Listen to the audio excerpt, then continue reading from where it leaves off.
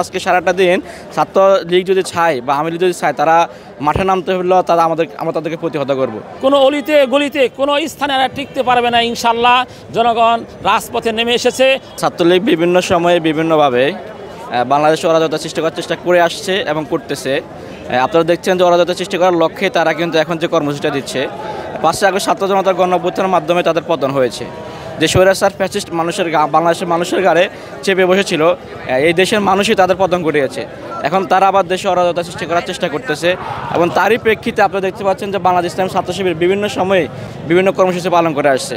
আপনারা আজকে দেখতে পাচ্ছেন যে আজকে তাদের এই কর্মসূচিকে কেন্দ্র করে ঢাকা শহরের 14টি গুরুত্বপূর্ণ স্পটে ছাত্র শিবির তাদের অবস্থান নিচ্ছে এবং সেই অবস্থানগুলোকে সকাল 7টা থেকে সন্ধ্যা 7টা পর্যন্ত থাকার জন্য তারা যে সময় নির্ধারণ করেছে, অর্থাৎ এই সময়ের মধ্যে আমরা এই জায়গাগুলো অবস্থান করবো। অর্থাৎ আজকে সারাটা দিন ছাত্রলীগ যদি চায় বা আওয়ামী লীগ যদি চায় তারা মাঠে নামতে হলেও আমরা তাদেরকে প্রতিহত করব।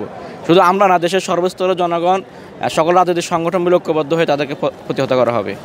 আপনারা দেখতে পাচ্ছেন যে তাদেরকে প্রতিহত করার লক্ষ্যে, তাদের সকল পরিকল্পনা ব্যর্থ করার লক্ষ্যেই ছাত্র শিবির বিভিন্ন সময় বিভিন্ন কর্মসূচি নিয়ে আসছে এবং তারই প্রেক্ষিতে আজকের এই কর্মসূচি। বাংলাদেশের বিভিন্ন আনাচে কানাচে সর্বস্তরের জনগণ অবস্থান কর্মসূচি করতেছে, যাতে করে খুনি হাসিনার গ্রুপরা আওয়ামী লীগ, যুবলীগ, ছাত্রলীগ, গুন্ডালীগ কোনো ধরনের নৈরাজ্য না করতে পারে।